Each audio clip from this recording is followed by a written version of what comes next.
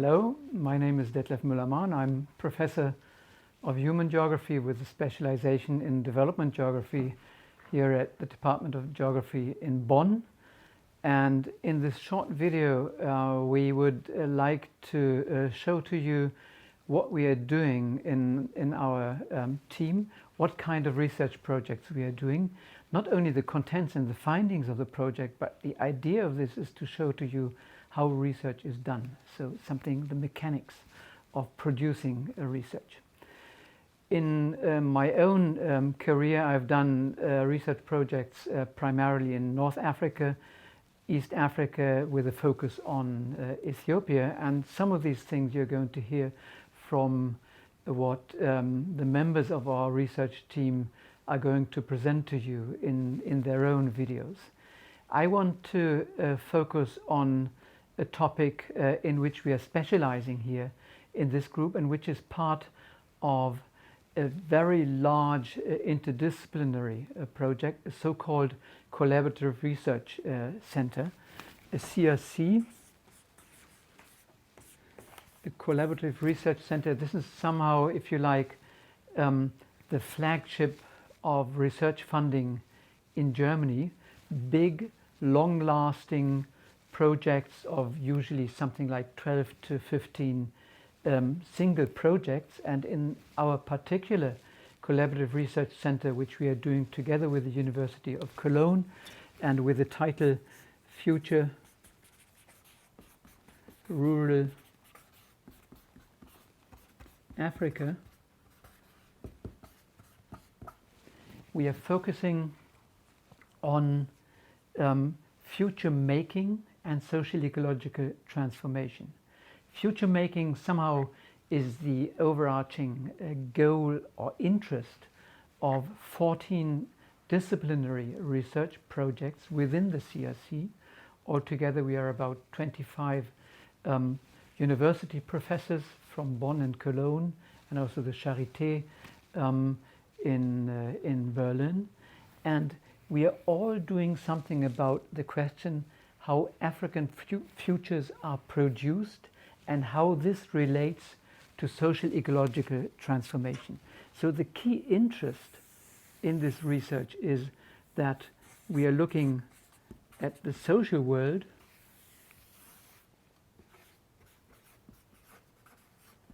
and the ecology.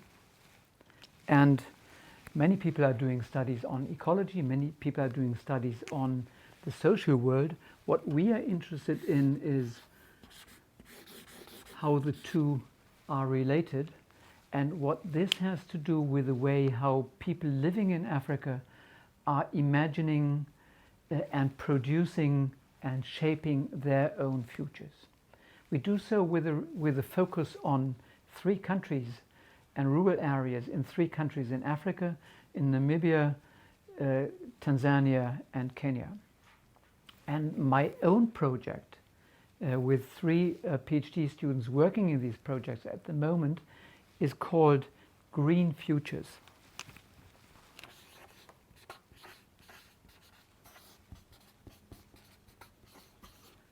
Green Futures and the Politics of Land Use Change. And the reason why we are studying green futures is that much of what is currently happening in rural areas in Africa is, in parentheses, is green, because it is related either to the intensification of agriculture, irrigated agriculture, or the expansion of conservation areas. And you can imagine both these processes require a lot of land. And if these areas of agricultural intensification and at the same time the areas of conservation expand, we are running into a conflict between these 2 directions of large-scale land use change. What we are trying to understand in our project and the focus on green futures is how the concept of green growth, a concept that was originally formulated in South Korea about 10, 12 years ago, how this concept of green growth is formulated into global development plans and then translated into the rural context in Africa where we are working. So the question is how a global model of green growth gets modified and appropriated by actors, local stakeholders, NGOs, government agencies in Africa, and how this is then implemented in projects. And you will see from the findings of the 3 PhD studies that we're doing that the situation of green growth and the discourse about green futures is highly diverse in the countries where we are working. In Kenya, green growth is an official political moment where the government is interested to get access to international funds, which they use for lots of projects all over the country. In Tanzania, there is talk about agriculture intensification, but with the shift in the presidency 5 years ago from the previous president to the current president, Magufuli, there's a new interest in industrialization. So nobody really cares for green developments. And in Namibia, there's little interest, relatively little interest and potential for agriculture, and much more interest in conservation areas and tourism, so to attract tourists in order to generate income for the country. So in the end, what we are seeing with the focus on green futures is that the coupling between social and ecological transformation is highly heterogeneous across these 3 countries where we are working on, and all this feeds into diverse strategies of future making, diverse actors who play a role in future making in Africa. And we will see in which way we can continue this research then into the next funding phase of the CRC, which is going to begin in January 2022. Yeah, well, an anecdote. Doing research means you're going through adventures, which are not always very amusing. And research means you're going through ups and downs, and you're encountering surprises that change the situation from one moment to the other. And the story I would like to tell is just a little example of one of these adventures during doing research. That happened a couple of years ago when I was starting a research project in the Sultanate of Oman in southern Arabia. And to get started, I had a number of telephone numbers of people I was told who were knowledgeable about the question I wanted to study. And I was recommended to particularly try to meet one person who really was an expert for my field of research. So I really made an effort to call him and to take an appointment with him. But in the beginning, he was very reluctant to meet me. That's a very typical situation. Then finally he gave in and he said, okay, we could meet in town, where he met me with a fancy car, and we drove home to his house, which was a very impressive building. So I had already been informed that he was a government official somewhere, but I realized, well, he must really be a high-ranking government official. And then when I wanted to start my interview, and I always did that in Arabic with the first couple of sentences, and then we soon switched to English because the Omanis usually speak better English than I speak Arabic.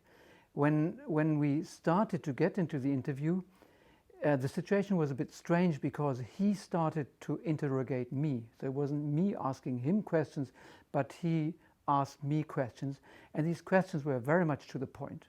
So he asked me, why are you doing this kind of research? What is your research questions? Whom are you collaborating with? What are you doing that for? So I realized that he was really suspicious of what I was doing. And then I realized, and he told me about that he was not just a government official and a high-ranking government official, but he was somebody working in the police. And that was my impression somewhere in the secret services of Oman. So I realized, I went home to his house, and I realized I was in a trap. I talked to somebody who had the job to control this kind of foreigners doing research on Oman. So a very uncomfortable situation. And then he started to make jokes about my Arabic. And he said, well, did you learn your Arabic in Cairo? And he said, yeah. When did you learn it in Cairo? Where did you study Arabic? So again, these questions. And then he started to laugh at me. And he said, don't you recognize me? I said, why? Yeah, we've been classmates together. We've both studied at the American University in Cairo for 2 years. He was a bit younger than me, but we had actually taken a class together.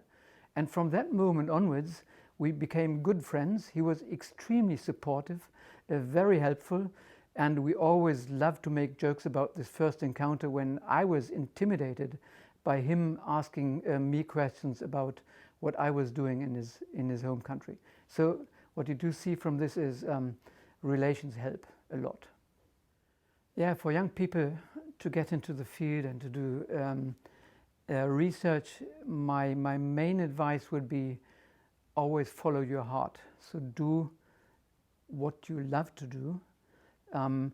Do it with sympathy for the people whom you're meeting in the field, but be very careful not to get lost. So often when you do follow only your sympathy for particular questions, you may lose the sight of the grand picture, and you may lose the direction of your research.